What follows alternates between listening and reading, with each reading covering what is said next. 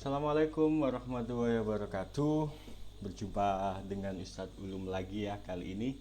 Bagaimana kabar kalian? Mudah-mudahan kalian tetap sehat selalu dan terus mengikuti anjuran pemerintah untuk belajar di rumah dan tetap di rumah saja. Oke, kali ini Ustadz Ulum akan memberikan penjelasan tentang tugas proyek yang akan kalian kerjakan selama di rumah. Ustadz Ulum di sini akan menjelaskan kembali tentang menulis teks drama. Oke. Pengertian drama dan ruang lingkup. Drama merupakan sebuah genre atau jenis karya sastra yang menggambarkan kehidupan manusia dengan gerak dan pergerakan. Drama menggambarkan realita kehidupan, watak, serta tingkah laku manusia melalui peran dan dialog yang dipentaskan. Kisah dan cerita dalam drama memuat konflik dan emosi yang secara khusus ditujukan untuk pementasan drama atau teater. Nah, naskah drama dibuat sedemikian rupa sehingga nantinya dapat dipentaskan untuk dapat dinikmati oleh penonton. Drama memerlukan kualitas komunikasi, situasi, dan aksi. Kualitas tersebut dapat dilihat dari bagaimana sebuah konflik atau masalah dapat disajikan secara utuh dan dalam pada sebuah pementasan drama. Nah, terus bagaimana langkah-langkah menulis teks drama nanti yang kalian kerjakan di rumah? Jadi seperti ini. Oke. Langkah-langkah menulis teks drama itu yang pertama, kalian menentukan tema.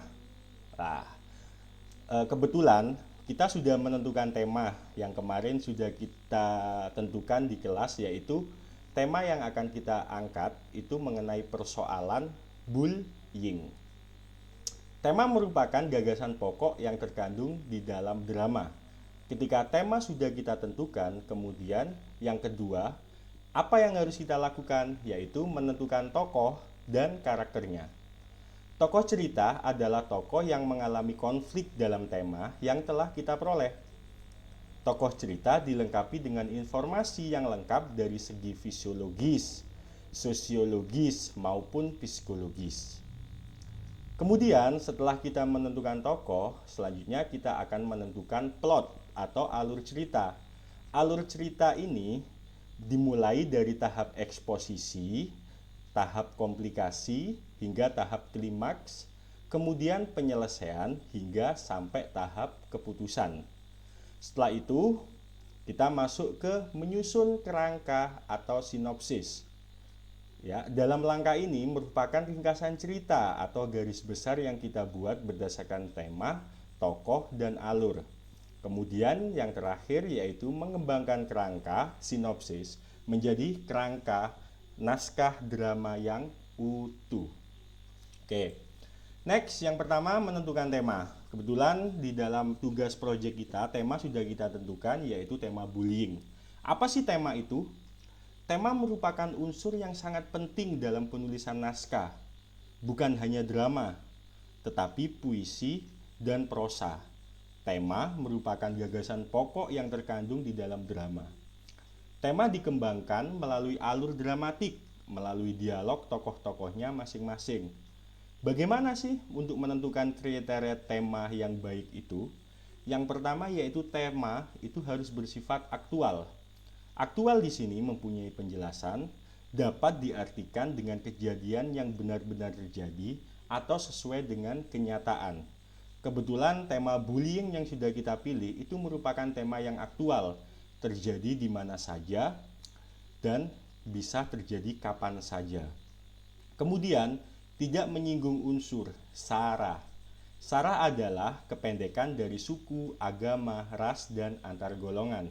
Artinya, tema sebuah karya sastra tidak boleh menyinggung suku, agama, ras, atau antar golongan tertentu, sehingga nantinya tidak akan terjadi konflik atau pertentangan hingga terjadi permusuhan. Kemudian yang terakhir, memberikan manfaat bagi semua. Tema sebuah cerita yang baik adalah yang dapat memberikan pengajaran dan pendidikan bagi pembacanya. Bukankah sebaik-baiknya manusia adalah manusia yang bermanfaat bagi semesta? Oleh karena itu, Setiap apa yang kita lakukan harus memberikan manfaat bagi semua. Kemudian tokoh. Tokoh cerita adalah tokoh yang mengalami konflik dalam tema yang telah kita peroleh. Tokoh cerita dilengkapi dengan informasi yang lengkap dari fisiologis, sosiologis maupun psikologisnya. Contohnya di sini, dari segi fisik, bagaimana penggambaran tokoh itu dari segi fisik, itu masuk ke fisiologis.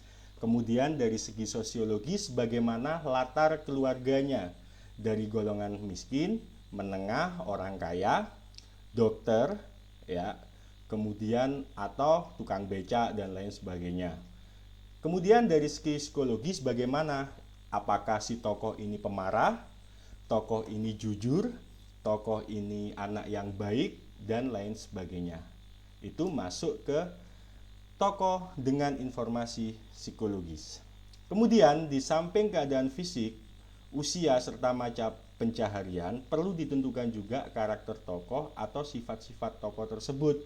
Apakah tokoh ini pemarah, tokoh ini anak yang baik, tokoh ini adalah anak yang suka berbohong, dan lain sebagainya. Kemudian ada 3 tokoh yang penting. Yang pertama adalah tokoh protagonis, tokoh yang identik dengan sifat-sifat baik. Kemudian antagonis, itu merupakan tokoh kebalikan dari protagonis, yaitu cenderung ke sifat-sifat jahat atau sifat buruk. Kemudian yang terakhir yaitu tritagonis, tokoh penengah yang menengahi sebuah konflik antara protagonis dan antagonis. Setelah tokoh, kita masuk ke dalam plot atau alur cerita. Alur yang pertama itu alur maju. Alur maju yakni suatu alur yang peristiwa ditampilkannya secara kronologis, yaitu secara berurutan dari tahap awal, tahap tengah, sampai dengan tahap akhir cerita. Yang kedua ada alur mundur. Alur mundur adalah suatu alur yang ceritanya dimulai dengan penyelesaian. Alur ini sering ditemui pada sebuah cerita yang memakai setting waktunya pada masa lampau. Bahasa kerennya adalah flashback, jadi menceritakan kisah yang dahulu dengan gambaran tokoh yang terjadi saat ini. Kemudian alur campuran adalah suatu alur yang diawali dengan klimaks dari cerita, yang kemudian melihat lagi masa lalu atau masa lampau dan diakhiri dengan sebuah penyelesaian dari cerita tersebut. Alur campuran ini bisa diartikan percampuran antara alur maju dan alur mundur. Kemudian unsur-unsur yang terkandung di dalam alur itu bisa dijelaskan. Yang pertama yaitu pengenalan cerita. Pada bagian ini pengarang akan memperkenalkan tokoh utama, penataan adegan cerita, dan hubungan antar tokoh yang terdapat di dalam sebuah cerita. Kemudian masuk ke awal konflik. Pada bagian ini, si pengarang atau pembuat cerita akan memunculkan bagian-bagian dalam sebuah cerita yang bisa menimbulkan suatu permasalahan. Kemudian masuk ke menuju konflik, si pengarang cerita akan meningkatkan suatu permasalahan yang dialami oleh tokoh. Kemudian masuk ke dalam konflik memuncak atau klimaks. Pada bagian yang satu ini merupakan puncak dari permasalahan yang dihadapi oleh si tokoh. Biasanya terjadi sebuah konflik yang semacam piramida dari bawah naik, dan ini di paling naik nih, paling atas, ya. Di situ terlibat sebuah emosi antara satu tokoh dan tokoh yang lainnya. Kemudian di dalam cerita ini tokoh akan dihadapkan dalam sebuah penentuan akhir yang akan dialaminya. Keberhasilan atau kegagalan biasanya menjadi suatu penentuan nasib tokoh di dalam cerita. Kemudian turun pada wilayah penyelesaian atau ending. Akhir dari cerita pada bagian ini akan menjelaskan bagaimana nasib si tokoh dalam cerita tersebut. Apakah endingnya bahagia, happy ending? Apakah endingnya buruk, sad ending, sedih gitu, ataupun menggantung yang memberikan pertanyaan bagi penonton. Jadi seperti itu unsur-unsur alur atau plot. Oke, kita masuk ke kerangka cerita. Jadi selama 1 pekan ini kalian akan Ustadz tugaskan membuat kerangka cerita. Lah, ini masuk Kerangka cerita, apa itu kerangka cerita? Kerangka cerita adalah rencana teratur tentang pembagian dan penyusunan gagasan. Kerangka cerita yang belum final disebut outline, sementara kerangka cerita yang sudah tersusun rapi dan lengkap itu disebut outline final. Kerangka cerita merupakan suatu rencana kerja yang memuat garis-garis besar dari suatu cerita atau tulisan yang akan ditulis atau dibahas. Susunan sistematis dari pikiran-pikiran utama dan pikiran-pikiran penjelas yang akan menjadi pokok tulisan. Jadi tugas kalian selama 1 pekan ini membuat atau menyusun kerangka cerita. Sebuah teks drama yang akan nantinya kalian jadikan drama utuh. Nih, contoh kerangka cerita. Jadi seperti ini. Yang pertama, itu kalian menjelaskan tema. Kebetulan tema yang kita angkat kali ini yaitu tentang bullying. Kemudian kalian sebutkan tokoh dan sifatnya seperti Ustadz nih. Ada A, B, C, D. Ada 4 tokoh di sini. Yang pertama yaitu Lina. Nah, bagaimana karakter Lina? Fisiologisnya, psikologisnya, ya. Lina merupakan gadis berusia 16 tahun, berwajah cantik, berambut panjang. Kakinya cacat atau timpang. Sifatnya pemalu karena cacat yang dideritanya. Rendah hati sehingga disukai teman-temannya. Gemar dan pandai mengarang. Lina adalah pelajar di sebuah SMP di Semarang. Lah, kemudian tokoh yang kedua yaitu Susan. Siapa Susan ini? Susan merupakan teman sekelas Lina, berwajah cantik, anak orang kaya, sombong dan angkuh, selalu bersaing dengan Lina untuk menjadi murid terbaik di kelasnya. Jadi, Lina ini merupakan protagonis dan Susan ini merupakan antagonis, ya. Kemudian Pak Guru. Siapa Pak Guru itu? Laki-laki dewasa berusia 45 tahun, berwibawa. Guru mata pelajaran bahasa Indonesia, selalu adil kepada semua murid di kelasnya. Ya, Pak Guru ini termasuk tirtagonis. Kemudian Rusdi. Siapa Rusdi ini? Rusdi adalah anak laki-laki seusia Lina dan Susan. Jadi Rusdi ini teman Lina dan Susan. Seorang ketua kelas yang berwibawa, mampu memberikan jalan tengah atau penyelesaian apabila teman-temannya mengalami permasalahan. Jadi Rusdi ini juga termasuk tirtagonis. Oke, ini masuk kepada wilayah kerangka, tema, dan tokoh. Kemudian, nah, di sini kalian buat semacam kerangka cerita menyusun dari plot atau alur cerita. Ya, kalian silakan kalian bebas menggunakan alur maju, alur mundur, atau alur campuran. Di sini Ustadz memberikan contoh menggunakan alur maju, ya, dari keempat tokoh tersebut. Yang pertama adalah tahap eksposisi. Jadi di sini menjelaskan latar belakang tokoh Lina dan Susan. Kemudian masuk ke tahap 2, masuk tahap komplikasi. Konflik timbul karena Pak Guru memilih Lina untuk mewakili sekolah dalam lomba mengarang dan Susan merasa iri. Nah, di sini mulai tahap komplikasi, yaitu konflik mulai muncul, ya. Kemudian masuk ke tahap klimaks di mana konflik sudah mulai memuncak, ya. Di sini Susan menghancurkan buku latihan mengarang milik Lina sehingga Lina tidak bisa memperlihatkan hasil persiapan lombanya ke Pak Guru. Kemudian masuk ke tahap resolusi, ya. Di sini resolusinya bagaimana? Rusdi mengetahui kejadian tersebut dan melaporkan kepada Pak Guru. Habis itu, tahap penyelesaian di mana Susan menyadari kesalahannya dan meminta maaf pada Lina. Ini merupakan garis besar yang disebut kerangka cerita. Oke? Jadi nanti tugas kalian selama 1 pekan ini membuat sebuah kerangka cerita. Kerangka cerita yang bagaimana? Yaitu kerangka cerita di mana kalian mengerjakan seperti yang Ustadz contohkan, yaitu kerangka cerita mulai dari tema, tokoh dan sifatnya, kemudian garis besar haluan, plot atau alur cerita seperti ini. Oke. Next, selanjutnya mengembangkan kerangka atau sinopsis. Mengembangkan kerangka atau sinopsis yaitu menyusun kerangka cerita yang dibuat menjadi sebuah naskah yang utuh dengan rangkaian peristiwa, latar atau setting, dialog, penunjuk laku dengan memperhatikan alur yang dibuat. Nah, contohnya di sini ada contoh dialog dalam tahapan komplikasi. Jadi dalam tahapan ini, ya, dalam tahapan ini. Ya, di sini dari kerangka tadi itu dikembangkan, ya, dikembangkan menjadi sebuah naskah drama yang lengkap, ya, dengan rangkaian peristiwa, latar setting di mana tempat kejadiannya siang hari, pagi hari atau malam hari. Kemudian ada dialog karena dialog ini merupakan unsur penting dalam teks drama. Kemudian petunjuk laku, ya.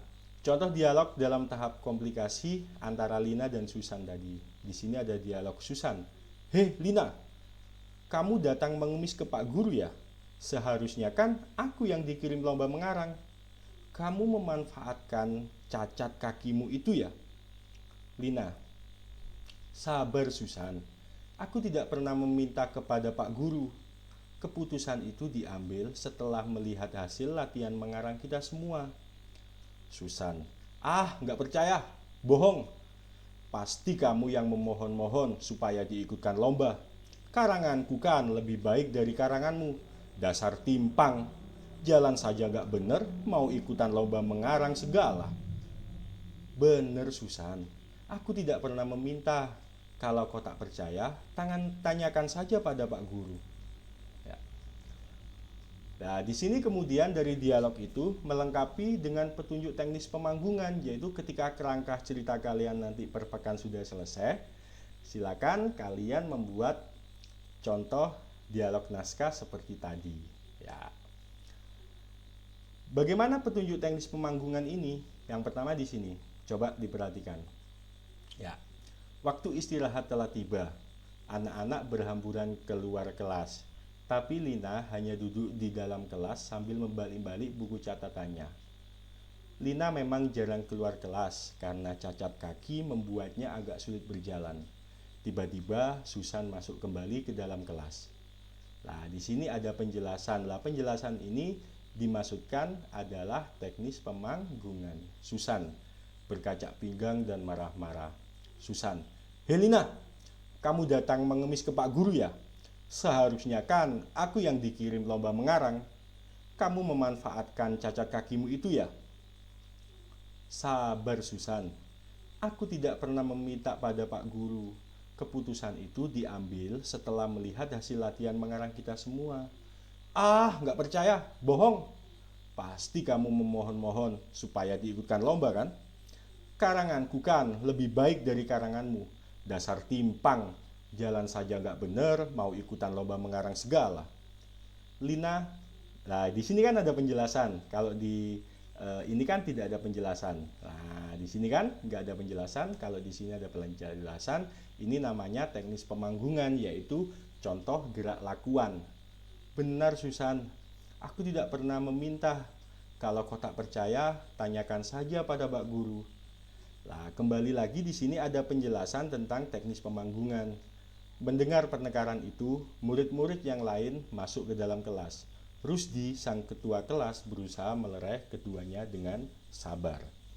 Jadi, setelah kalian membuat kerangka cerita yang akan kalian kerjakan selama 1 pekan pertama ini, nantinya kalian akan lanjutkan menjadi naskah drama secara utuh. Oke. Itu tadi penjelasan Ustadz tentang apa yang harus kalian kerjakan selama pekan pertama ini. Jadi pesan Ustadz kali ini, sebaik-baiknya karya adalah karya yang orisinil dari segala aspek. Jadi stop, jangan plagiasi karya, copy paste dan semacamnya, karena jujur adalah yang utama. Yang kedua, percayalah bahwa kalian semua mampu menulis sebaik sastrawan besar. Jadi keyakinan itu sangatlah penting. Allah Subhanahu wa Ta'ala telah memberikan kita salah satu hal yang paling berharga pada kita, yaitu imajinasi. Jadi, imajinasi yang berkembang merupakan modal utama dalam berkarya. Sekian dari Ustadz, semoga kalian selalu dalam lindungan Allah Subhanahu wa Ta'ala dan tetap belajar di rumah dan di rumah saja. Sekian, terima kasih. Wassalamualaikum warahmatullahi wabarakatuh.